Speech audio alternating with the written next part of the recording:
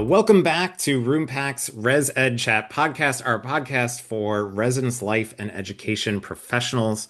My name is Paul Brown. I'm your host today, and I'm really excited with our guest, someone that I have known for quite a while and am just good friends with as well. Someone that I rely on for good professional thinking, but also to have a good time. That could be a whole separate podcast is our food adventures and other things. But it's Erin Simpson from the University of Oklahoma here today. And Erin's serving as one of our Roompact Fellows. And if you're not familiar with that program, it's a group of folks that are acting as basically kind of our scholars in residence for the year. So they're going to help in putting out content, much like this podcast, but also in blog form, webinar. And they'll be available at the R2 Roompact and Residence Life Conference in October. All of that information for that conference, if you're interested, is available online right on our main page. So make sure that you register or propose a program that's coming up in June. So take a look at that. But back to Erin. Erin and I have crossed paths numerous times, mostly through our work with ACPA. I think that was really the introduction back at the time that they had entities called standing committees.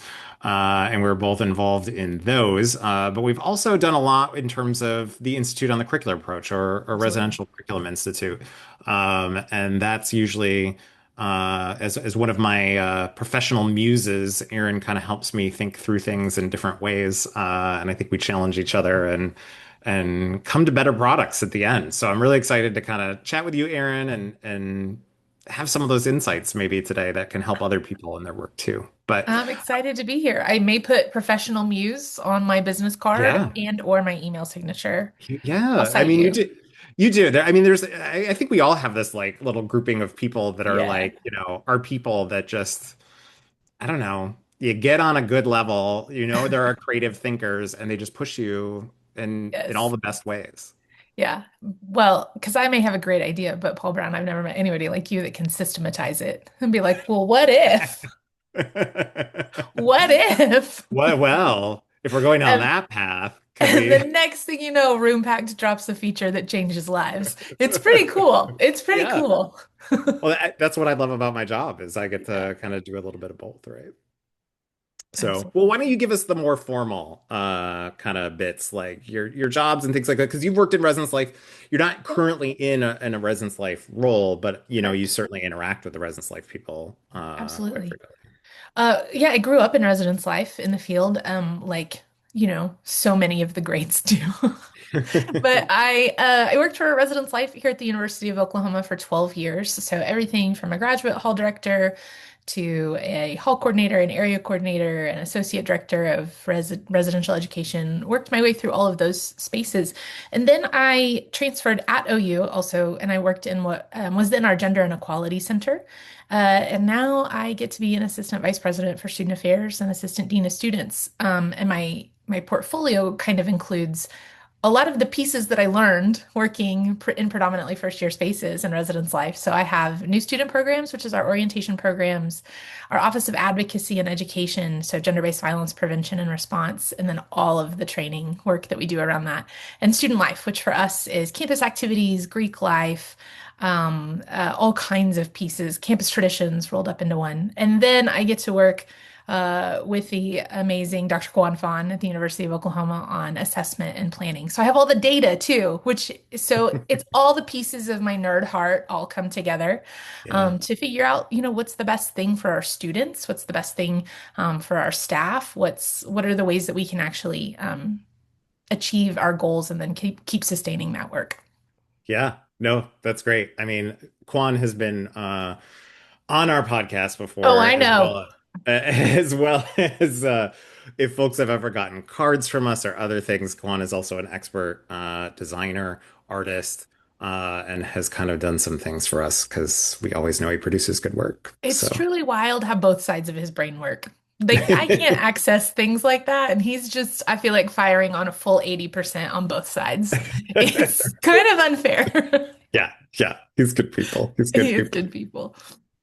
In the lead up to this episode, I said, what do you want to talk about? And we started chatting, and there's something that you kind of hit on that I was like, ooh, this speaks to me because I've been thinking about it. Maybe not exactly the same angle, But you talked about like sometimes in the field there's these pendulum swings. Mhm. And one of the things that um, I wrote about when we produced the 3C book is that I had early on in my career been like, you know, in a department and they're like, oh, we're going to do this new thing. And I mentioned that the administrative assistant who had been there longer than anyone else is just listening in, taking notes, and kind of had a face. And we're like, "What's going on?" And she's like, "Well, we did that 5 years ago, before we started doing this, and we did it 10 years ago before that, and things like that." And I noticed this kind of like cycling in our Mhm. practice, or even when we were talking about, you mentioned like pendulum swinging. Um, that sometimes in the way that we were originally talking about it, there's kind of this pendulum swing of like, oh, let's get really good at focusing on praxis and theory to practice and how do we Yep. build that? And then we get busy or there's external factors that kind of push us and go, we're treading water, we're just doing the practice, we're gonna give up on those things or stuff like that. Yep. And it resonated with me because I mean, COVID's a great example of like, Mhm. oh gosh, gotta focus on practice. I think I've seen some bits with folks saying, "Oh, we need to focus on community," maybe even an outgrowth of COVID, Mhm. uh, and we can't do the learning stuff or we can't do the development stuff. We need to just make Right. sure that they're making connections, or even the political environment that we're in today, like, oh. This is now out of vogue, or someone's telling me I can't do that, or we Yeah. can't do it the way, like, and there are these like kind of like how do we, what is going on there and how do we break out of these? Answer that question. Solve it for Sure. me. Just real quick. Just real quick. 1 minute, I'll watch the time. Go ahead and solve the central conundrum of our field. Yeah. Just Yeah. right here. Well, I think it absolutely is a pendulum. Because you can see sort of how you can see by kind of trace like what gets taught, you can trace what gets published, you can trace what is sort of being presented at all of our national conferences. There's there's absolutely a swing around. Are we doing theory to practice right now, or are we focused on the institutional ROI, or do we have a sexy new strategic plan that the KPIs and the OKRs say we need to do all of these things, right? Like what it what it all boils down to, though, is we can't seem to plant our feet and find an identity in a lot of ways in a lot of our spaces because, well, higher education is a football, right? That's getting tossed around right now. It's no longer sort of the tower on a hill that people are like, oh, things are happening over there. Um, we're under an enormous amount of scrutiny. People are trying to figure out what is the thing that we can say or do that will take the lasers off of us, if you will.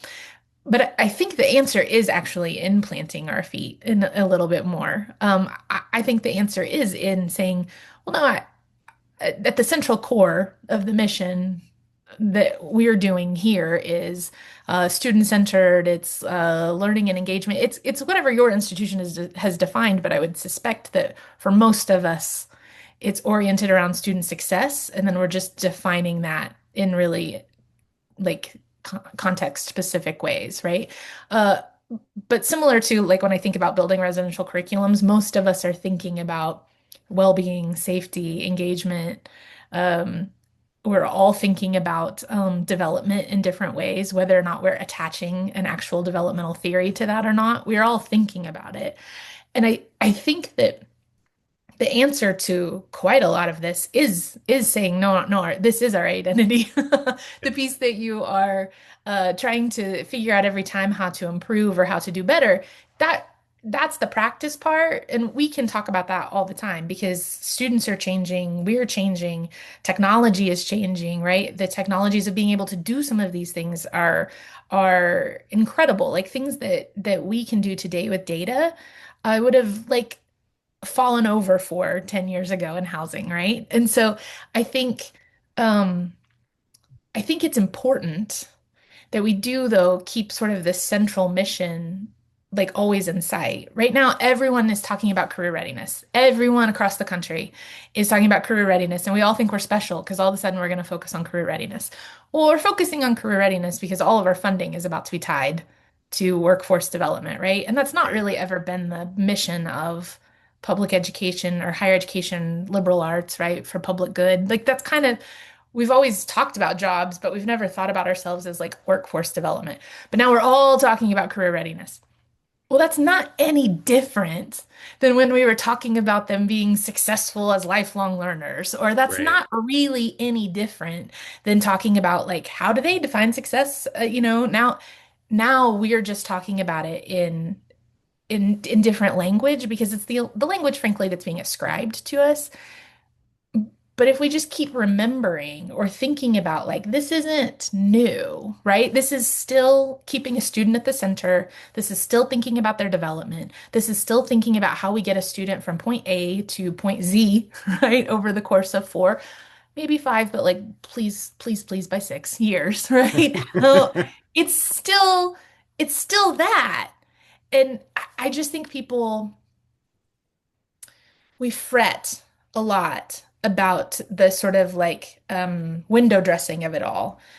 But if we just really planted our feet on this is still student success work, other people might be calling it different things, and we may be required to produce different types of reporting or different Right. types of strategies to get them here.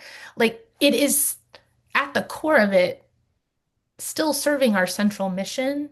And so I just don't understand. Sometimes I don't understand the pendulum, the panicky part about the pendulum, Right. because it's it can still be central Yeah. to what we've always done. Is it leadership? Is it Yeah. consistency in leadership and saying, here's who we are and these things tweet but it's not like you completely throw out the whole thing. And also, I mean, you've been relatively consistent at being at the University of Oklahoma for Yeah. a while. So you Yeah. you grew up in that space, you know it cold, you have a good sense of what that institution is and should be and has always has been and wants to be and things like that. But a lot of departments will go through kind of a musical chairs Yeah. of people in different leadership roles that like new director comes in, we're going to go over here now.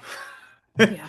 Or new another director goes, we're going to go on the opposite, like is it leadership? Is it consistency in leadership? Like what are some of the things that I think, you know, challenge that? Well, I do think it's leadership. I mean, it's impossible to ignore external pressures, right? It's impossible to ignore the politicization of higher education right now. It's impossible to um, sort of ignore that student support took on like um, uh, this weird like parts of it feel illegal now. It's not. We just have to, yes, we have to pay attention to our words. We have to pay attention to open to all. We have to pay attention to access. But at the core of what we do, right, it's still student support. So even when we're afraid of those things for good reason, like for good reason, um, the core of it is still central. I think it is true that it's leadership and it's that people want to come in and say, I have this idea or I have this vision. Um, and I think I think there's always a tyranny of a better idea out there, right? Like I think about like when curriculum was sort of like sweeping the country for a minute Yeah, and everyone was like, oh my gosh, we've got to do it. we've got to do it. It's this brand new thing. Well, it's not. First of all, it wasn't particularly new, which everyone would say. Like everyone who was like well versed in curriculum would say it's not that new. It's just we haven't been doing it packaged this way packaged and put together in a in a different new kind of way, way but borrows on a lot of foundational that concepts that borrows have on a existed for a ton long of time. foundational work, right? I I have a bachelor's degree in elementary education. Do you know how embarrassing it was the first time I sat in a curriculum institute and was like, oh man, I already know how to do this. Like, wow, that's wild. So there's like a tyranny of the next good idea. And then we all have to look at like, well, what are your peer institutions doing? And so that forces us into this posture of like really constantly looking around rather than looking within that I talk about a lot at OU because I'm not interested in being a second rate anything else. I'm not interested in that. We're going to be the first rate Oklahoma.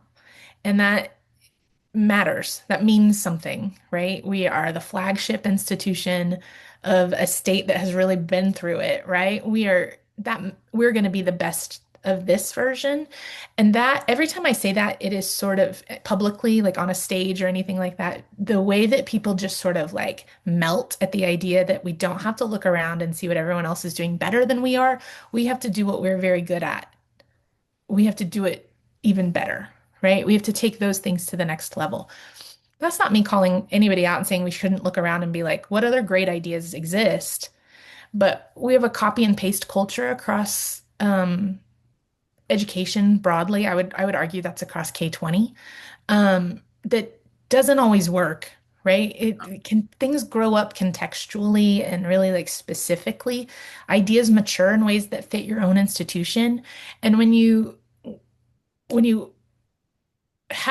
we have to do things because other people are doing them, it's never going to be the best suited for our institution or our students or our context, right? So I think about that a ton. Like stuff that works at OU can't just automatically work elsewhere and vice versa. And we have to be really like brave sort of in asserting that when people in leadership, our legislators, our boards of trustees and regents are when they're sort of like, why can't we be like? Well, the answer is because we're us. And so what about that do you like? Like what's the outcome that you like? And then let me us, these people that you have hired here to make it make sense here, let us design a system that does that for you. But it doesn't make any sense to go elsewhere. And I think about that a lot when I'm thinking about how this pendulum is swinging because Mhm. who everybody wants to be right now versus who everybody already is versus your own identity as an institution or as a professional, right? I think those are incredibly important. And we haven't maybe given as much credence to that as a field as I would like for us to. Yeah.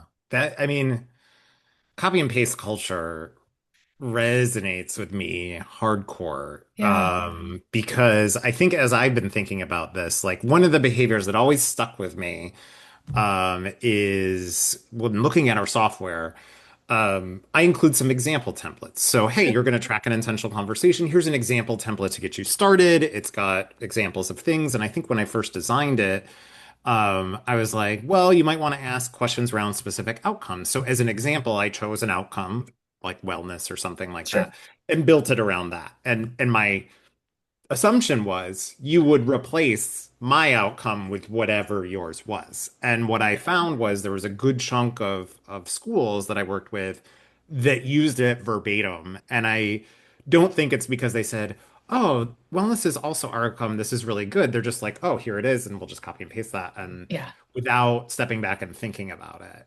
Hmm. And so for me, I've noticed that a lot. And when I'm trying to approach a work with schools is how can I introduce the fact that there's a range of practices Hmm. that all work and you need to find where you fit in that range. Like, do you need a highly complex curricular approach? Maybe. Are Hmm. there different pieces? Does your curriculum need to look like this other school's curriculum? No. It can have different, you can exist in this range. And I think sometimes with the copy and pasting, you copy and paste the wrong one and then don't modify it or move it on the Yeah. range to fit where you need to be. There was like a whole series of years where people thought that you had to have intentional interactions to have a curriculum. And I was like, no, no, it's just one of the strategies. I mean, you should be talking to students. I would Right. argue that that one, It's yes. yeah. The But core of that is true. yeah, at its base function, sure. But you don't actually have to use this strategy, or you don't have to track it this way, or you don't have to think about it this like what would make more sense for your institution? And do that. And if you come to the conclusion after, you know, a spirited debate that it is an intentional interaction, great. Yeah. But that doesn't mean that you should just be like, okay, well, whose form is best? No, there's some tricks we can all share, right? We can all share like, hey, if you're gonna have to like look through 4,000 of them, make sure you include some Likert scales or some stuff. We can all share those kinds of things. I certainly am not interested in ever being understood as saying I don't think we should share good practices or things that have worked really well for us that make it easier to do our work. But I do think that it is incumbent upon us to really interrogate them and figure out which ones would work really well here, Yeah. right? Which ones are the best solution for us and for our staff capacity and for our, because everyone who works in student affairs has been handed something that worked really well somewhere else, and they've tried to fit that square peg into their round institution and been like, I don't know why anyone thinks this is a good idea. Right? Everyone has done this, or they Totally. haven't realized it's bad until they're in like the middle of trying to theme and code 4,000 intentional interactions, right? Like everybody's been there. So I think there's so much value in borrowing like good solid practices from each other, or hey, I had this cool idea. I mean, you and I do that all the time. We talked about it in the intro. We had this great idea, and then m growing it at home in your own context is the part that makes it actually really work, right? How many times Right. have you and I said, hey, we had that conversation like a year ago, and I did this with it. And I'm like, oh my gosh, well, I did this with it. And we went completely different directions, Directions. but we made something that made a ton of sense for the thing that we were working on. Yeah. How do how do folks that are on the front lines, the entry level Yeah. people, what's the word I want to use? I was going to say deal with this, That's but a because we had dishonest talked about description. leadership, Yeah, and I think leadership is not just the director, the associate directors, although that is part of it. Hopefully, the culture in the department is that everyone's leading and everyone's on the same page. right. They're just doing the work in different capacities. But I feel like a lot of our entry level folks, and this is a criticism student affairs people have gotten, just feel like they're getting banged around, Yeah. you need to do this, or we're moving over in this direction now. And they're just Yeah. like, WTF, Yeah. I'm just trying to do my job, and now I don't have a Yeah. good grasp on what it is I'm supposed to be focusing on or doing. Like, Yeah. So I was just at a we do like a series of onboarding lunches for our new staff in our division, not from any area, like the whole divisional's new staff. They come together and it's kind of cool. Like they come in like a cohort, right? They could have all kinds of different sort of ranks or jobs or but they still get to understand that they're all kind of new in this space together. But I likened it to um this is not going to resonate with some people, but if you ever grew up in old school roller rinks and you do the whip, the do you know whip. what I'm talking about? Is that This where is you not even like resonating with you. go Yeah. around, like Yeah, yeah, hold yeah. each And other's like the people hands? at the center, they're just slowly turning. And then the people at the Right, edge are like flying around that sucker. right. Like that's, I think, what it feels like to be an entry-level Mm. staff person in student affairs because the closer to the center, the more stability you feel, the more you are understanding like what's happening with the mechanics of the whole thing, the less you're actually moving around, right? But if you are a brand new hall director, you are a brand new campus activities person, Lord help you, you're a brand new Greek life person, you are flying around that rink with no brakes, all gas, no brakes, right?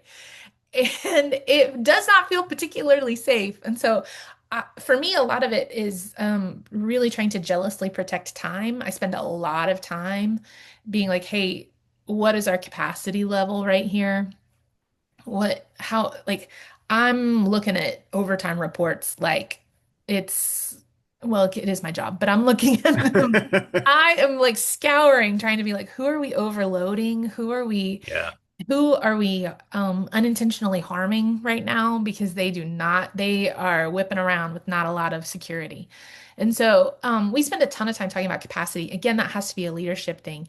But I spend a lot of time also encouraging folks to create community in those onboarding lunches, right? Like, yes, we have these structured spaces for you to get together, but where are you all getting together and being like, do you understand what's going on? Like, do you have what are we confused about as a group? We've really taught, and I would argue that this is true of almost any field. I'm not laying this at the foot of, only at the feet of student affairs, but we've really taught new professionals that they shouldn't like that their vulnerability is something that they should be really worried about or something that they should really try to hide, particularly from leadership because they want to be seen as like capable and competent. On top of it. And Yeah. How many times have we heard the praise of like, I just give them a task and they just achieve it. They don't need me. And that is coming from a ton of people who are exhausted by supervision, which is an entirely different conversation. totally different episode.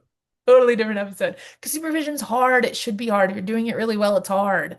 So, that we had to unlearn that and spend some time being like, hey, it's totally reasonable that I once you showed me that I actually did not give you any structure to that, of course you're confused about what's going on, right? So there's a ton of I think unlearning to do about the idea of competency that you are not going to be you are not a plug and play person in these plug and play jobs. Like this is not, you're not a widget. You're a fully autonomous person who has feelings, lived experiences, uh, beliefs and values that are going to influence the way you do this work. And students are also never, because remember, our entry level folks probably have the absolute most contact with students. Students are also not ever going to be widgets that function as monoliths. Like they do all kinds of stuff we can't anticipate. So I feel really passionately about our new folks, our entry level folks, our first time supervisors, our folks who are entering the field right now, particularly in the time of like waning grad prep programs. I think about how many people aren't necessarily getting a 2-year master's degree before they Right. start this work. Um, and which leaves them even sort of less anticipatory for what's about to happen, right? And so I just feel really strongly about making sure that there's a lot of support for understanding the why. Like you come to OU right now, right, to work in student affairs, and there's already a curriculum built. Um, there's already a strategic plan in place and in motion, and a lot of the things that we do are circling those two documents, right?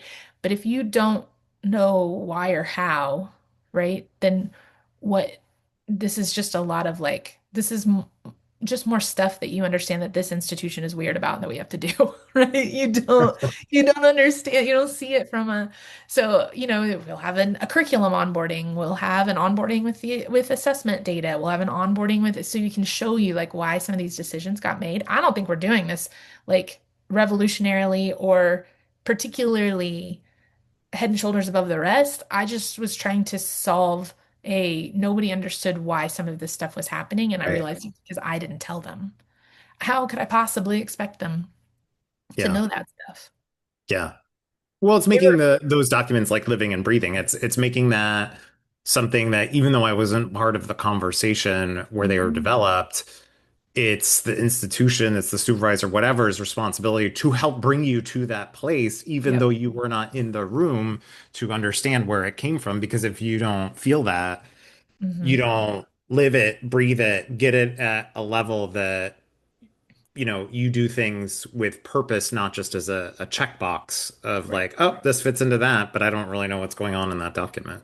But people are often, because their capacity is frayed, like their time capacity, their Hmm. Hmm. is not, we are chronically understaffed for the things that we say we can do as a field, Yep. right? Yep. Um, it also makes sense to me why people are like, I just need you to know what to do on a Tuesday. Right. Right. And frankly, at the beginning, that's what they want. They're like, I am not, Yeah. thank you so Just much for just this tell, just be clear. philosophical conversation, right? So I also stopped doing it in like the Yeah. first 6 weeks of onboard, right? I would do it after I've started doing Yeah. those kinds of things after they've been working for us for a while and being like, okay, I feel like that's hi. the art of it, right? There's no simple formula. There's no No, copy and paste. Do the orientation this way. 3 weeks later, go back to the philosophy. And, there's right. nothing. It's part of the art of supervision, of the art of leadership, of the art of student affairs work to figure out kind of where that is. Yeah. I think also too, you mentioned like jealously guarding staff time. Hmm. I thought of that actually quite a bit as a way of tempering excesses of student affairs. Hmm. So I mean things like, Preach. early on, especially when I did like some curriculum work, I'm a nerd, so I want to go deep and I want to go really into the nitty-gritty, which not everyone does. And if you're allowed to go too far down that rabbit hole, you can just lose everyone else along the way. Like, Hmm. oh, we need to do all these things, and then it adds in all this time, and then people take shortcuts, and then you wonder why it's not working the way that you think it should be Yeah. working. It's because people are taking shortcuts, but it's not a failing of them. It's because you're overloading them with stuff that they have to. Because And you deeply over-designed a system. Yeah. yeah, yeah. I Yeah. think over design is also one of our biggest issues in general in student affairs is a tendency to copy and paste and a tendency to over design Hmm. um, are two impulses that kind of work to our detriment. Yeah. I sometimes when I go consult, someone will hand me, like a facilitation guide and it's like 27 pages long. And I'm like, what? Okay. How do they do this? Because, Yeah, but it's so much good thinking. So I can right, completely understand how we arrived right. here. Then you're probably in a good place. Yeah. But you put out that 27-page document, and then someone comes in and So goes, that, yeah, "What the heck?" And so then we take the pendulum and we bring it all the way to not there having you any go. document, and you're like, "Well, that's not the solution That either." wasn't it, besties. Yeah. I mean, there's that And you, pendulum. yeah, and you can see it like playing out in real time, And I I think I think that people sort of sometimes expect student affairs staff to be like out of the box, like Barbie and Ken's, ready to like run an icebreaker with no problems, right? And that's just not a reasonable way for us to think about preparation or think about people, managing people. And the sooner we can like sort of find what your own sort of institutional middle is and then like where your bumpers are for that pendulum, right? Like, oh, we went a little far, but we weren't going we weren't going all the way or all the Right. way, right? We stayed sort of in the middle. Um, if in a department you can do that, if in a division you can do that, if then I just think that all of a sudden everything works a lot better. And it's everything. The scary part of student affairs or higher education right now stops feeling quite so scary or quite so um, threatening, right? The parts about not feeling like maybe you're actually doing good like theory to practice start to feel less true because you do have like a solid North Star or guiding light. You understand where you are, your feet are planted, right? It starts to feel a little bit less when somebody comes to you and says, here's a list of words you're legally not allowed to use. You can say, okay, I still understand how to keep students at the center. You can reasonably be very angry about this. Let me be very clear. I'm not saying that we should just be like thrilled about that part, but you also still know how to support students even without being able to use the words that we fought to use for a really long time.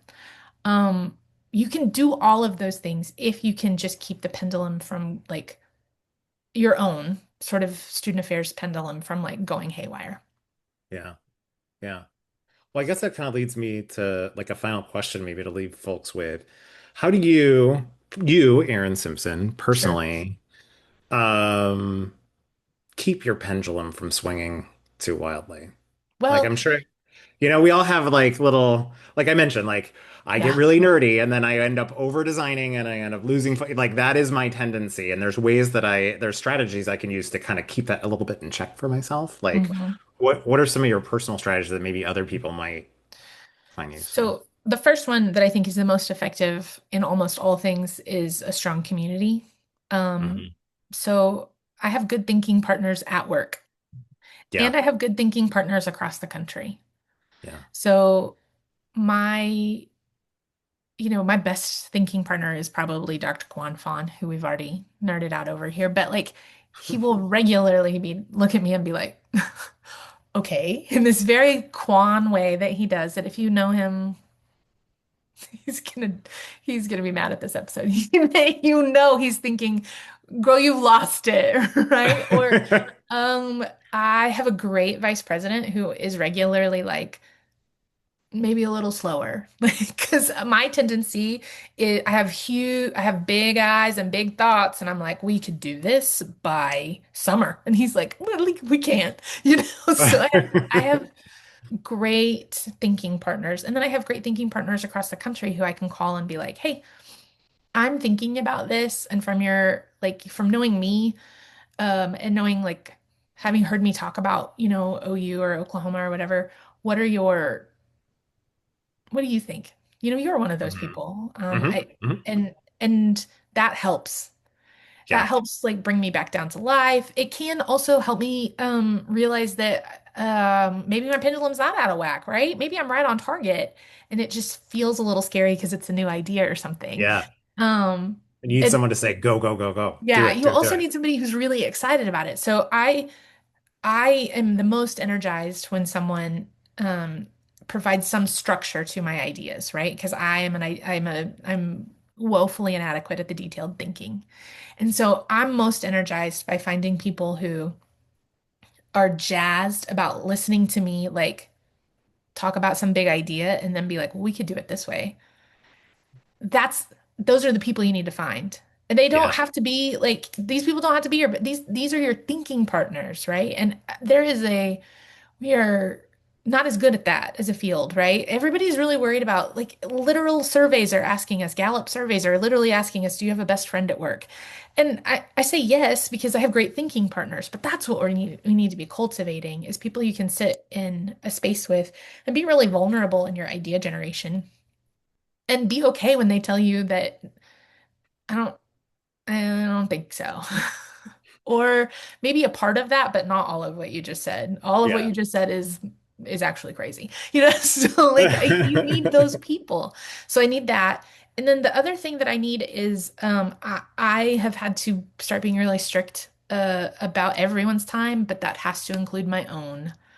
Mm, Ooh, so here's where we get bad at it. We start to get really like um stand on soapboxes about like the people that we may be lucky enough to work with or to supervise in some ways about their time, but then we only ever model constant working, right? And so I can talk out of my mouth all that I want about like you should take time for yourself and you should my entire philosophy is that you should not set yourself on fire to keep other people warm. Like you have to do these things. But when they look back at me and say, "And you?" I have to be prepared to say you're right. And that's honestly been really hard for me because I have like a particular gear I hit sometimes at work or a particular motor, and it's hard. I don't. I'm like I'm good. But if I'm only ever modeling to them that my expectation is that they take time off, but that I don't, or that they think about capacity, but I don't, or that I'm quadruple booked when they really do need my time and attention. That will serve no one. yeah. Yeah. Those are some great strategies. I resonate actually a Yeah, little bit with those. I would add my pacing sometimes. I like to move very fast you sometimes, do. and I get Me frustrated too. when people aren't moving as fast as I want. I'm able to move and want to move. Yeah, Keep that in yeah, check. Well, thank you for joining us, Erin. Always a fun conversation to have with you about anything. I mean, I could talk with you about anything at any point in time. So, it's been the best time. Thank you for having me. Thank you for having me yeah. as a Roompact Fellow. Yeah, we're excited to have you at the conference in October and hope all the listeners and watchers out there will be able to join us as well. So, thanks, Erin. Thanks for being on the episode, and to our listeners and watchers, we'll see you on the next episode.